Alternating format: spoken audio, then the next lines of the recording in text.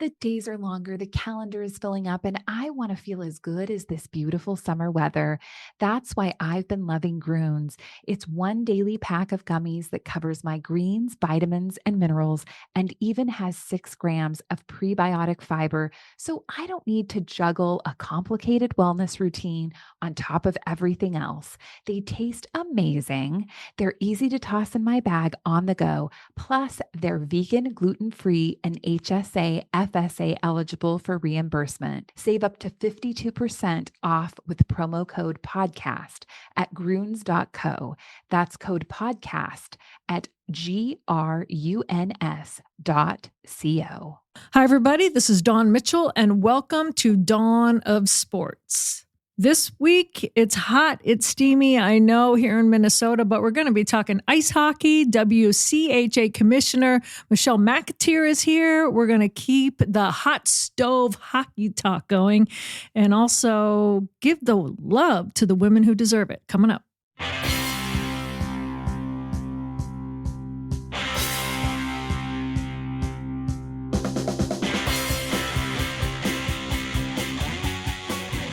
Okay, with no further ado, I'm introducing Michelle McAteer. Michelle, thanks for joining us. I know it's the off season, but you got to be getting crazy now. I mean, with everything starting up, September is going to be rolling in fast. How are you?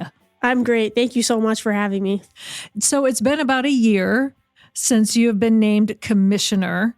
And you and I were talking before the podcast how it sounds like such a heady title. Like, how do you wrap your brain around it? You said your whole first year, it was like drinking out of a fire hose. How can you tell the listeners how you first came? I know that you were the head coach at Augsburg. You're a Duluth product, an assistant for the Bulldogs, and then 14 years at Augsburg. But how does one become a commissioner? Yeah, it was definitely something that I didn't know I even wanted to aspire to become. It seemed like one of those just lofty pedestal type jobs that you just didn't realize it. And in truth, there aren't many commissioner jobs. You know, there's only, I think, 7 total across Division I hockey, men's and women's.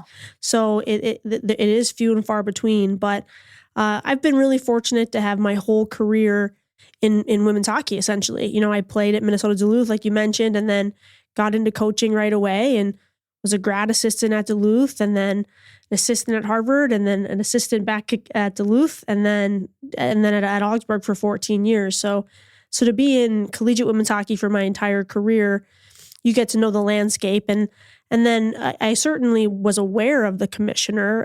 Didn't necessarily know what they did. Mm-hmm. I just knew that it was someone who got to really advocate for women's hockey. And so the more experience that I got, the more that I realized, well, why couldn't I do that? And, having a diverse resume, especially being on the Division III side. So, knowing hockey, knowing the game, knowing the women's hockey community, and then having some administrative experiences, really that blend was fortunately enough to be considered for this position. I love talking to especially women hockey players where I think, would you ever have guessed that young Michelle, who first laced up the skates, would be the WCHA commissioner? Like, it's mind-blowing in a way. Yeah. And one of the best parts of my job is going into every single rink, being on campus for all of our member schools. So when I get to visit Duluth and I run into some of the people who are still there that I knew when I was a player, I'm like, can you imagine 18-year-old little Mac, like in this role? And it is comical because you certainly don't envision that when you're a teenager and your teammates. The same way as teammates, you don't envision your teammates being parents one day. You don't. Right. You can't imagine yourself grown up in any sense of the word. I didn't imagine it, but I'm certainly grateful for the opportunity now. Where did you fall in love with the game of hockey? When did you start playing? Growing up, was it in the culture around you? How did it start? Yeah, I grew up in Toronto, and I have 2 older brothers. One was an Irish dancer. Really? Yeah. That's awesome. He was a step dancer? Yeah, he was in the original cast of Riverdance. Stop it. Yeah, he was a big deal. And then my other brother played hockey, and I actually started doing both as a kid. I did everything that my brothers did. And they switched one night where it basically moved hockey to my dancing night, and I had to choose. So that was my sliding doors moment, and I obviously chose hockey. But the reason I got into hockey was because I wanted a chocolate bar at the snack bar, and my dad would buy me one. So I would.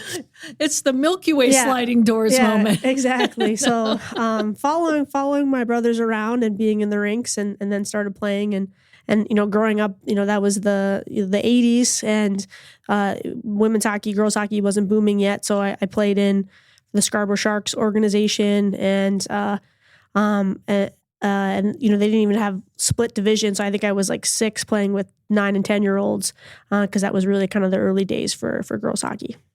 I love how you say it was the sliding doors moment. Do you ever allow yourself to think, what if I picked, the dancing instead? Yes. Yeah. I mean, I certainly, I wasn't much of a choice. I think if you look back at, there was chocolate involved. Yeah, there was some sweet treat bribes, but I think it was an obvious choice. Just knowing my personality, I think I was definitely more drawn to sports and athletics. But I mean, I'm grateful I had that opportunity as well. I mean, I danced with some, friends growing up, and those were great memories, adorable pictures. But I'm pretty confident I chose the right path. I have that line from Talladega Nights now in my brain. What do I do with my hands? Straight. Keep exactly. Them straight. That is Irish dancing too. Yes, that's it for sure. What made you pick Duluth? I was a senior in high school, and I was actually on the East Coast, and I went to a prep school. I left Toronto and got recruited to go play hockey at a prep school. So I was at Lawrence Academy in Massachusetts, and yes, and sorry. Little shout out. And at that time, all the powerhouses were on the East Coast. Northeastern was a powerhouse. UNH was really good. St. Lawrence was really good.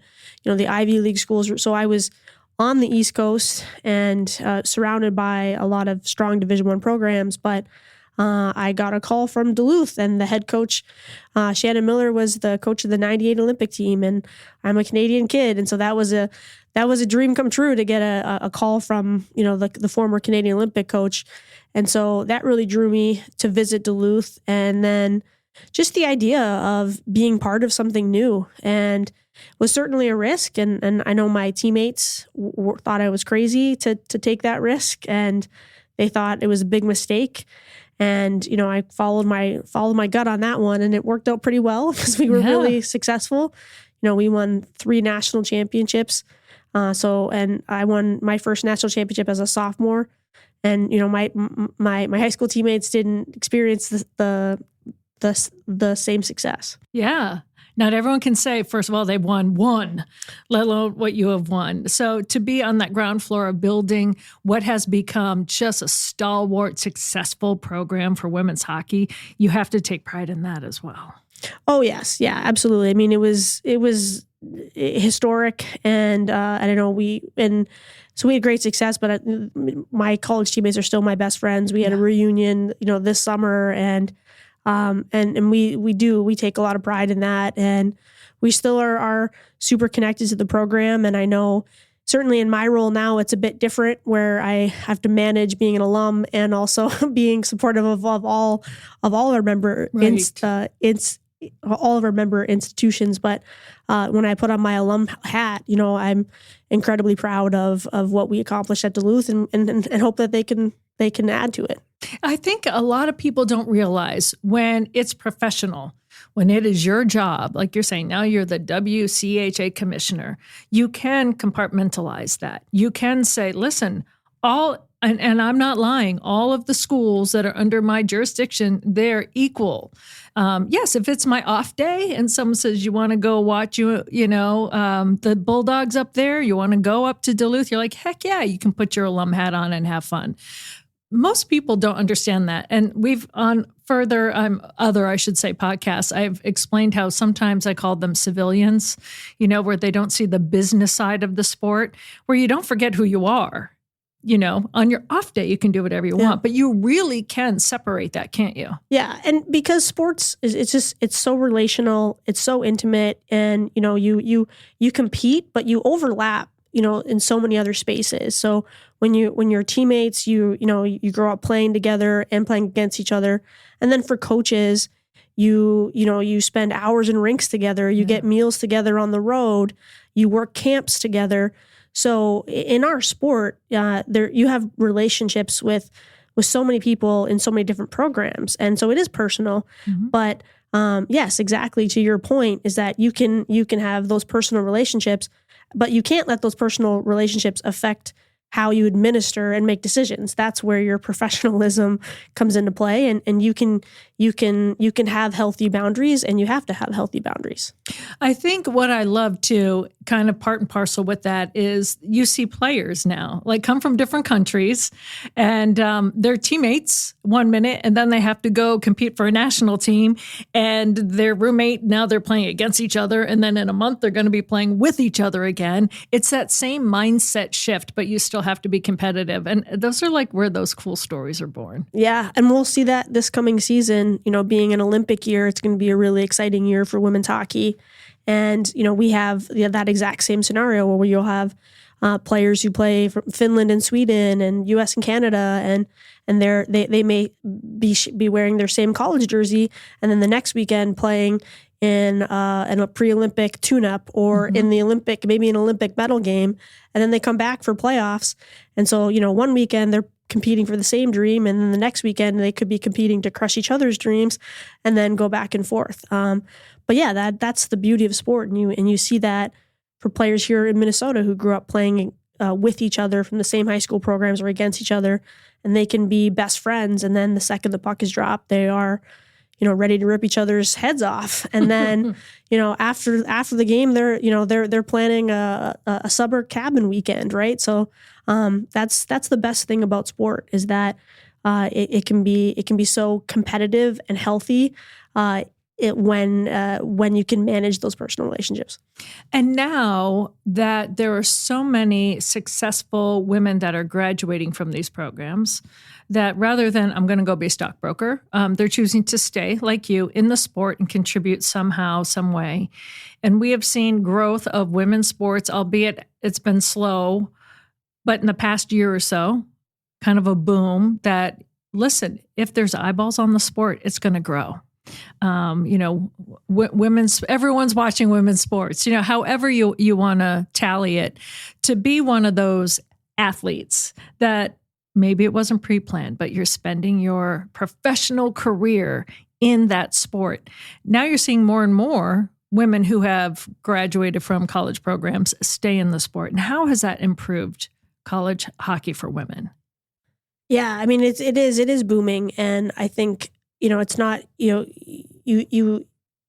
certainly didn't think it when I was playing. I didn't even really consider being a coach as an option. And really? I was ready to be a grad assistant in sports information, actually. Oh, okay. And then, I got the opportunity to say, would you want to try it in coaching? And that was new at that time.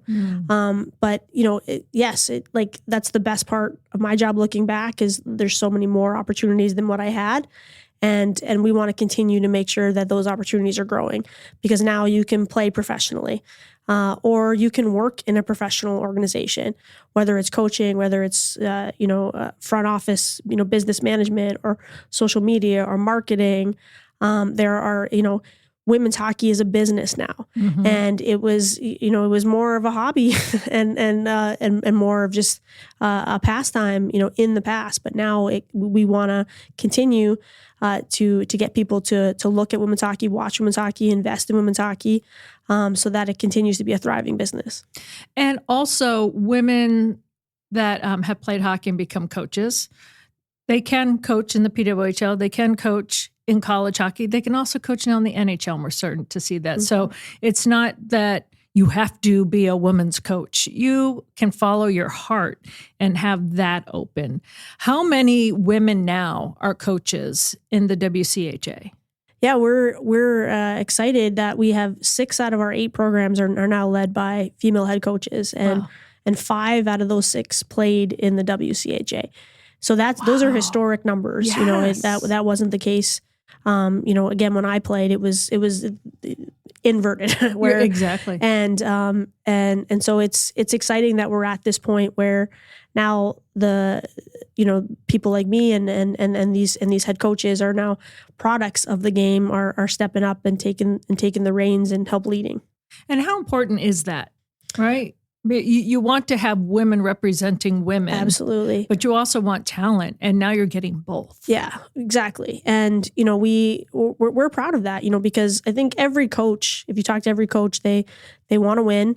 Everyone, wants to win, and they want to compete and win titles. But at the end of the day, they want to produce great athletes, great students, great people, great leaders. Everyone's committed to holistic development. And so, we have titles in the WCHA that we brag about. We have a lot of titles. We're the most successful conference in the country. That's a fact, not a brag. It's just the numbers. But, we're just as proud as what our students achieve academically, who they become, how much they give back to the community. So there's just tremendous people in our sport. And so then, to have these tremendous people now taking the reins of their programs and being great role models, and being visible. And again, they're leading the way and showing everybody that not only can they do it, but they can also do it really well. And I think that's really exciting. I know years ago when the men split, became Big Ten, WCHA went away, and so many people were upset. Still upset. Yeah. Still upset. The rivalries aren't there. And then they tried to kind of formulate like tournaments and make the rivalries, but with schedules, it kind of makes it difficult. How important is it then? So now the burden is on the women, right? To kind of take the WCHA name, not along with the men, but just to keep those schools intact, to keep the rivalries intact and the history intact. How important is that to you? It's really important. I mean, I think we love our league, and everyone who's been a part of it gets it and understands how good it is, and how the success of our league makes everyone better, and everyone is proud of the growth, proud of the success, proud of the history, and there's a strong desire not to change. I think if we all had our perfect world, we would say we don't want to change anything. And so we certainly emotionally feel that way, but also knowing what the men went through, we also have to peek around the corner and make sure that we are preparing so that we're preserving and doing what's best for women's hockey long term. Because also at the end of the day, that's what's most important is making sure that women's college hockey is growing and that it's becoming more financially sustainable, more profitable. So that's, I think, more important is just the game itself and the health of collegiate women's hockey. And so I think it's just understanding it's that juggling act of that we do want to preserve the history, but we also need to be continuing about our strategic plan about how we're going to grow. Especially being the commissioner. It doesn't matter what position you're in any pro sport. If you're the one in charge, you have to keep an eye on the present and an eye on the future all at the same time. Yeah, and learn from the past. Right. And so that's, I think I can't predict the future, but I think I don't expect changes, drastic changes. Just we're entering this new world of NCAA athletics, and financially, there's so much uncertainty with revenue sharing and how that's going to. So I just don't see it's a time where new programs are going to be starting, especially if we're looking at some of the Big Ten schools. So I think we're certainly thinking about it, and we're watching it, and I'm having every conversation I need to have. But I hopefully that's a future consideration that we'll deal with when it comes. When people think of the Freemasons, they often think of secret handshakes and unusual hats, and of course, the pancake breakfast. Minnesota Masonic Charities would prefer that you think about the work that they do right here in our community. Places like the Masonic Cancer Center at the University of Minnesota, or the Masonic Children's Hospital and the Masonic Home in Bloomington. They are just a few examples of the important work that the Freemasons support here in Minnesota. As part of the largest fraternal organization in the world, Masons have consistently answered the call when it comes to charitable needs. I am happy that Minnesota Masonic Charities has chosen Minnesota Bound and this podcast as a place to help spread the word. We look forward to learning so much more about their many programs here in the weeks to come. And a reminder, use the promo code TALKNORTH15. You will get 15% off your orders at natrium.com. It's Natreum. They have the mothership store in St. Louis Park. You should go over there and talk to the sales associates, figure out what works for you in your life. And then just go to natrium.com, use the promo code TALKNORTH15, get 15% off. As I've told you, I use it for muscle pain, joint soreness, sleep aids, fun, stuff that tastes good, stuff that won't hurt you. It's all natural. It's everything from gut health to quick stress relief. They have something for you at Natrium and natrium.com. Back to Dawn. When you were a player too, you didn't have the transfer portals that are available now. I think women by and large don't really get the same money with nil, that's just a fact. Unless your name's Caitlin Clark when she was playing or things like that. But so many changes from when you were a player. Are there any that you wish were there when you were there that might have been another sliding doors moment for you, Yeah. I mean, I was a third line player, so I don't think the NIL would have applied to me too much. But maybe McDonald's though. Have a Mac with Mac. Exactly. You just never know. Yeah. I mean, maybe if I had some good marketing influences in my life, I think all these new opportunities are good, yes. right? Meaning, again, like looking at the men who've been able to profit off of their talents for a long time. We certainly want women to have access to the same opportunities. And yes, maybe there aren't that many, but there are a few in women's hockey that I think because of their talent, their notoriety, their social media followers, they're able to profit off of that, and good for them. Mm-hmm. And I think that's exciting. That's, again, people who want to invest in our players in our league are people that we want to welcome. So the transfer portal, I think that's just a rabbit hole of that every, coach and administrator wants, you can go down a long way. But at the end of the day, student athlete health is really important. Mental health is really important. Mm-hmm. Those are things that we talk a lot about. And it's things that you talk about, but you also have to live it. And so, it's such a short career in college. And so people have the right to be happy. So my personal opinion is, be happy. And I'm glad that you have that opportunity to pursue that. Yeah, that's important right there, right? Maybe back in the past it was like, just suffer through. Exactly. Right? Yeah.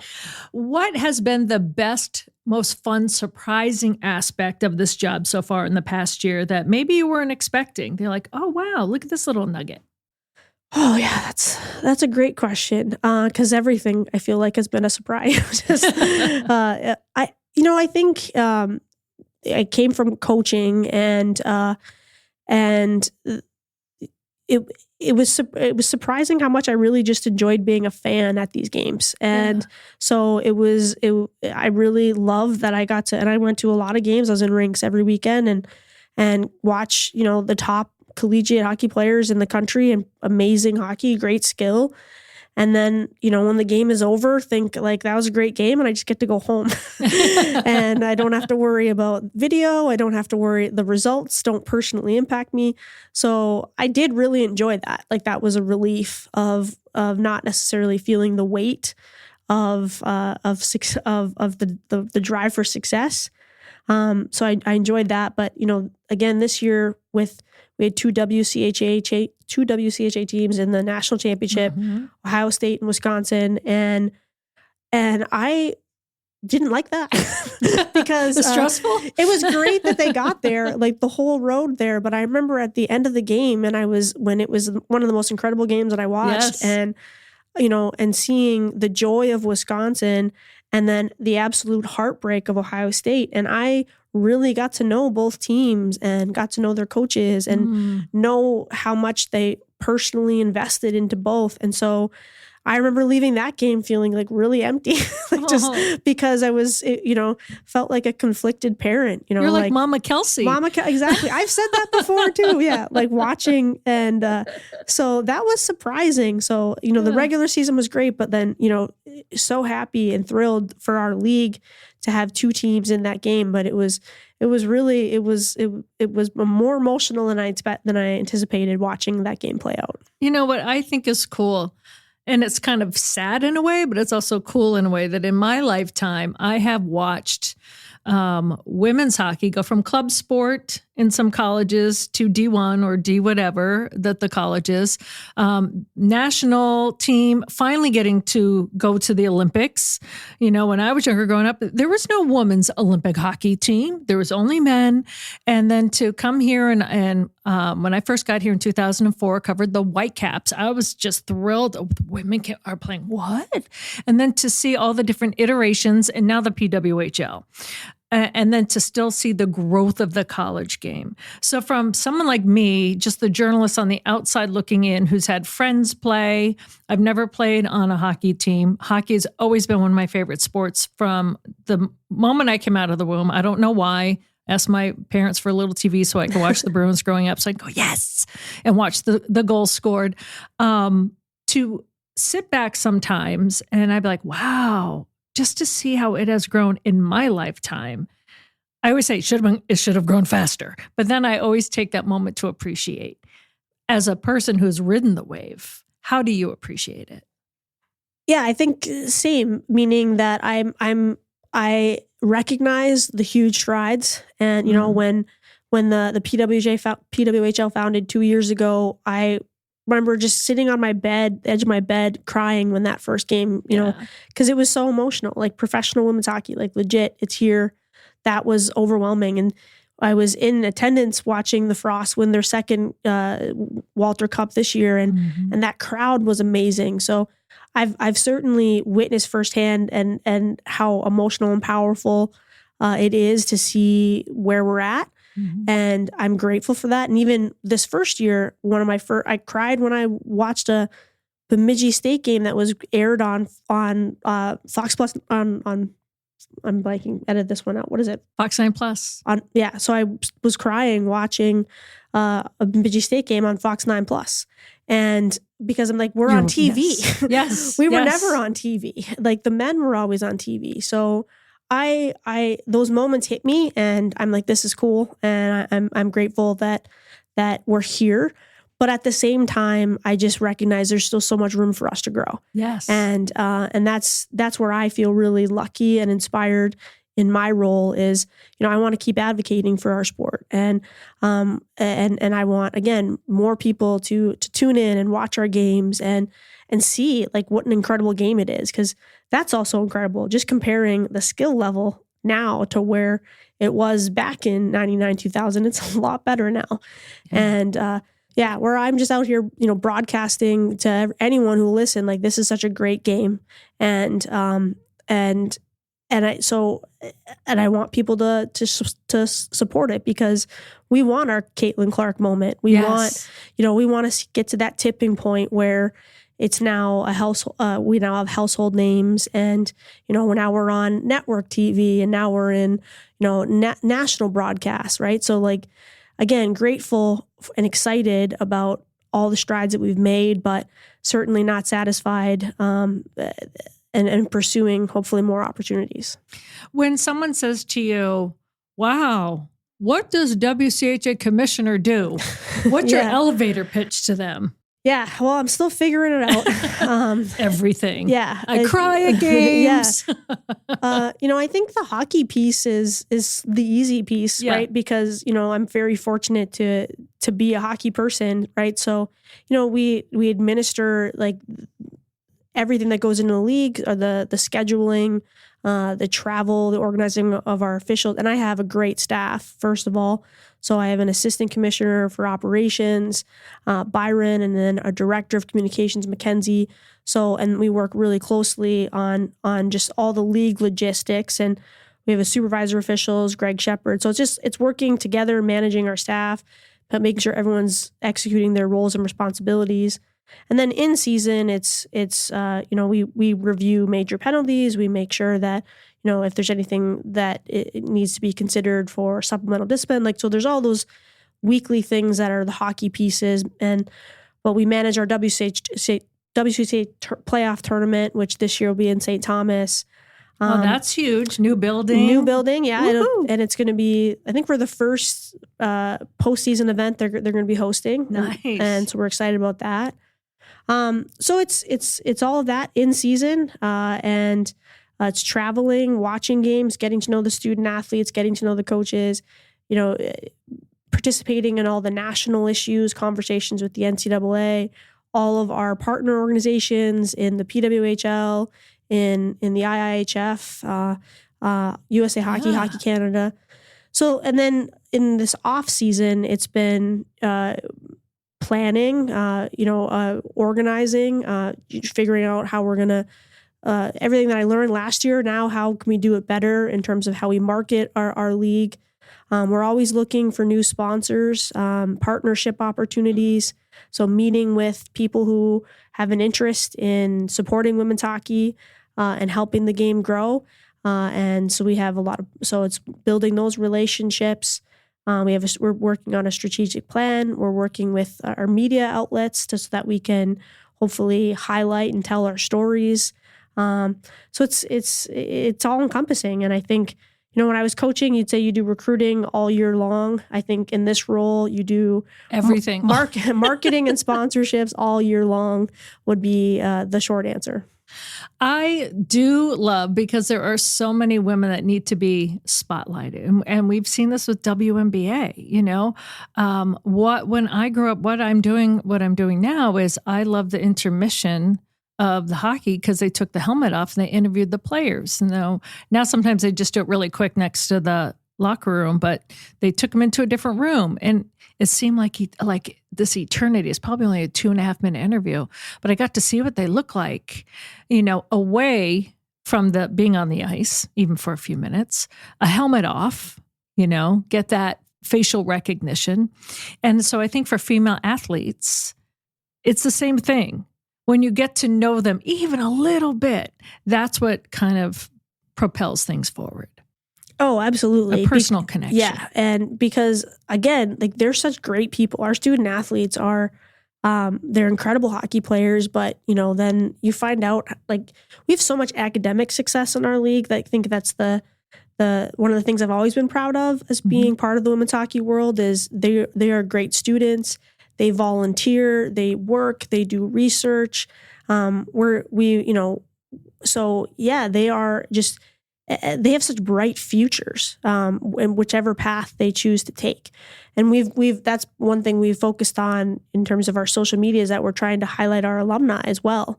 And again, people who are just doing incredible things. And they reflect on that playing in the WCHA really gave them opportunities to develop life lessons that they now live out. So I think, yeah, that's the best part of my job, is just is giving them a platform to really just showcase who they are as people. And again, great athletes, incredibly talented hockey players, but they're really diverse in their skill sets. Away from the ice, away from hockey, what do you do to kind of decompress? Because that sounds like a lot that you do, that you have to sometimes just get away from it. What does Michelle do? I love to golf, but I'm definitely a fair weather golfer, and so the heat and the rain have been foes. That's so brutal this year. But I golf as much as I can. Play in a women's league on Thursdays. Pickleball. You succumbed. I'm all in. Yeah. It's addicting. I love that. I love hiking. I love walking my dog. That's my dog is one of my favorite outlets. What's her name is Maeve. Mavis. Yeah, a good Irish name right there for you. Yeah, and what kind of dog? She's a German Shepherd, black lab. Oh. So she's and can't walk her enough. You cannot tire her. Let's go. Yeah, the heat, the rain. She's a trooper. So, I love those things. I love to travel. I'm going home to Toronto this week to get to see my family. So, and just spend as much time with family and friends as I can. Like we kind of go into hibernation mode once the season starts. Amen. And once, which I love, like, I mean, I love obviously my job, Yeah. but I also love the balance that the off season provides. So, like everyone else, like the Bears, I come out in spring and try to reconnect with the people in my life.